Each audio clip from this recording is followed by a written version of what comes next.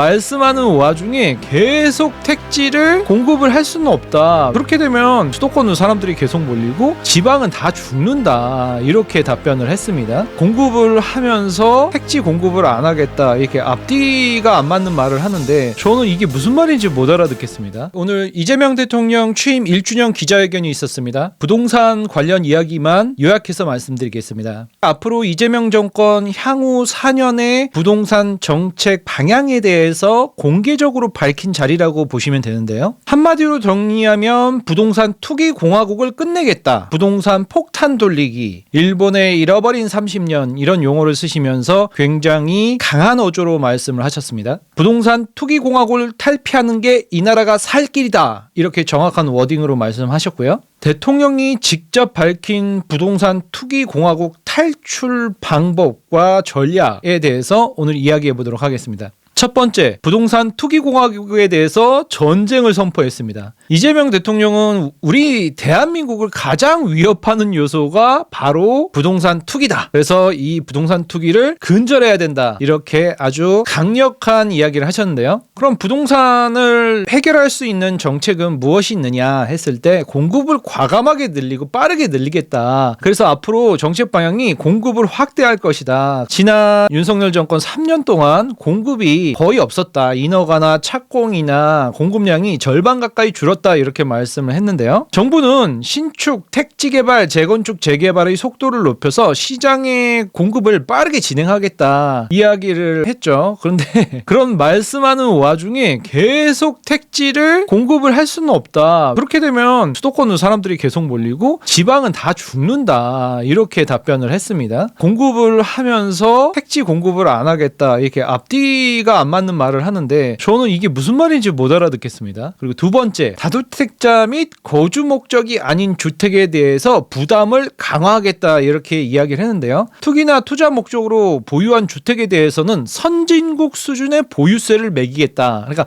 보유세만 선진국처럼 많이 매기겠다. 보유세를 높게 내는 선진국들은 취등록세가 거의 없고 양도세가 거의 없는데 그런 부분은 빼고 입맛에 맞는 부분만 쪽집게식으로 폭폭 뽑아다가 지금 보유세 부분이 우리가 너무 약하다. 그러니 보유세를 많이 내겠다. 아니 그런 선진국들이 양도세랑 취등록세는 그것도 갖고 와야지. 어쨌든 이렇게 이야기를 합니다. 그래서 우리나라 보유세가 대체로 낮다. 그래서 많은 주택을 사모아도 별 부담이 없으니 보유세를 굉장히 많이 높이겠다. 이렇게 이야기했고요. 그리고 특히 투기용 주택은 사 모아도 되는데 그에 상응하는 부담을 갖게 하자. 그럼 투기용 주택이 여기서 다주택자뿐만 아니라 비거주 1주택자에 대한 보유세를 강화하겠다. 계속 얘기했던 내용을 여기서 한 번 더 강하게 이야기를 했습니다. 그리고 여기다가 고가주택자, 이게 뭐 투기인가요? 1주택자인데 실거주하고 있는데 이번 기자회견에서는 말 안 했지만 고가주택자까지도 포함된 내용이겠죠. 그리고 세 번째, 남의 돈으로 투자하고 투기하는 사람들에 대해서는 강력하게 규제를 하겠다. 그래서 대출 규제 강화를 이제 시사했습니다. 그래서 남의 돈으로 부동산 투기하는 걸 막자. 신용대출, 담보대출, 사업자대출 전반적으로 대대적인 규제가 들어갈 걸로 예상이 됩니다. 그래서 DSR, LTV 대출 규제가 더 강화될 수 있다는 신호죠.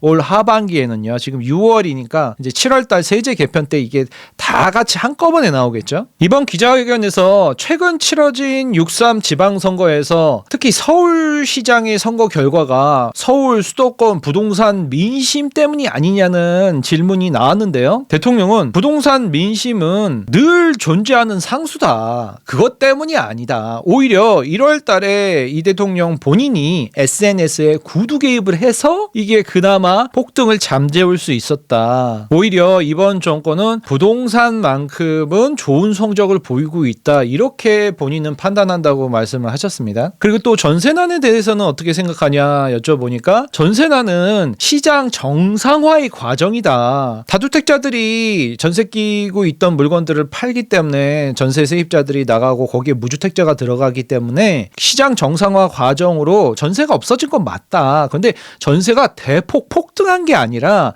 전세가 그냥 오른 정도다. 그걸 대폭 폭등했다고 말하는 것 자체가 잘못된 거다. 이렇게 분석을 스스로 하셨습니다. 그리고 전세 대출 이런 것 때문에 지금 집값이 상승하고 전세 사기의 원인이 되지 않느냐. 이렇게 분석을 했습니다. 앞으로는 이런 전세보다는 공공임대를 좋은 곳에 중산층들도 들어갈 수 있는 물건들을 많이 만들 테니까 이런 것들은 곧 해결이 될 거다. 이렇게 말씀을 하셨고요.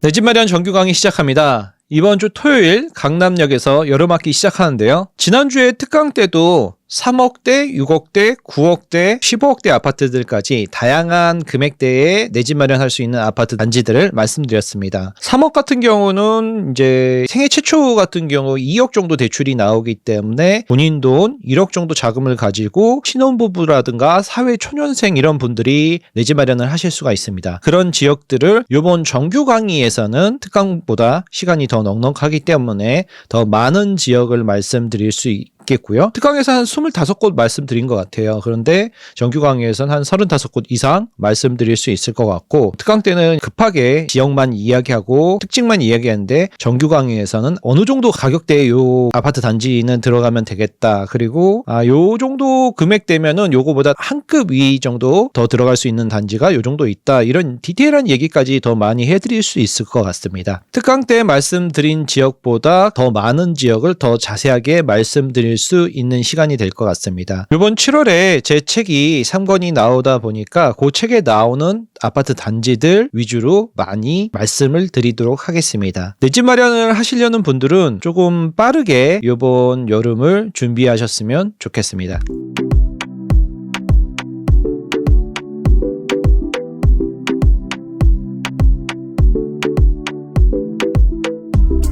실제 정책 발표 시점은 각각 어떻게 될까요? 대통령이 직접 언급을 했는데요. 7월달 세제 개편 때 이 모든 이야기가 나올 것 같습니다. 보유세라든가 지금 규제 내용까지도 싹 다 이야기를 할 것 같고요. 그리고 공급을 늘리는 정책은 지금 빠른 시간 내에 관계부처하고 이야기를 하고 발표를 하게 될 거다. 이렇게 이야기를 했습니다. 이번 기자회견에서 부동산에 관한 이야기를 기자 질문에 한 10분 정도 답변을 길게 했는데요. 전반적인 답변 자체가 작년 대통령 취임 100일 기자회견 내용하고 90% 이상 일치합니다. 다주택자는 투기꾼이다. 공급은 서울 수도권 하게 되면은 지방이 죽는다. 세금 폭탄, 보유세, 양도세 이런 부분을 전반적으로 다 압박할 거다. 그리고 대출 규제할 거다. 수요를 억제할 거다. 이런 이야기는 작년 기자회견뿐만 아니라 계속해서 이재명 대통령이 시시때때로 했던 얘기고 SNS에서도 계속 언급했던 내용입니다. 그 이야기를 반복하고 있고 올해 1주년 기자회견에서도 계속 반복하고 있습니다. 앞으로 4년 동안 이 이야기는 계속 반복될 겁니다. 그럼 말씀한 대로 집값이 하락하겠느냐? 실거주 강화로 지금 다주택자 물건들의 아니면 비거주 1주택자 물건들의 집주인들이 들어가고 있단 말이죠. 기존에 살고 있던 세입자는 내보내고요. 그러면은 전세가 줄어들고 매매는 없어지는 거죠. 매매 물건 자체가 없어지는 거잖아요. 그러면 고액 월세가 나오면서 지금 강북에서 신축 아파트에서 월세가 400만 원씩 300만 원이 이제 기본이 됐어요. 그래서 월세가 400만 원씩 뭐 5천에 400, 1억에 400씩 부평 기준으로 나온단 말이죠. 그럼 이제 고액 월세 시대가 됐죠. 이제 2명, 3명이서 모여서 방 한 칸씩 이제 쓰겠죠. 선진국 스타일로요. 그리고 전월세 폭등으로 이제 집값이 몇 달간 보합을 보이다가 전세 수급 지수가 180을 넘고 190, 200에 도달하는 순간 매매로 전환이 되겠죠. 그럼 그 매매 수요 때문에 전세는 이제 잦아들겠지만 그때 매매 폭등이 일어나는데 전 약 2개월에서 4개월 뒤쯤 여름쯤으로 보고 있습니다. 그래서 7월 달에 강력한 규제가 나오겠지만 그때 또 잠깐 보합을 하겠지만 시장은 제 갈 길을 간다. 공급이 부족해서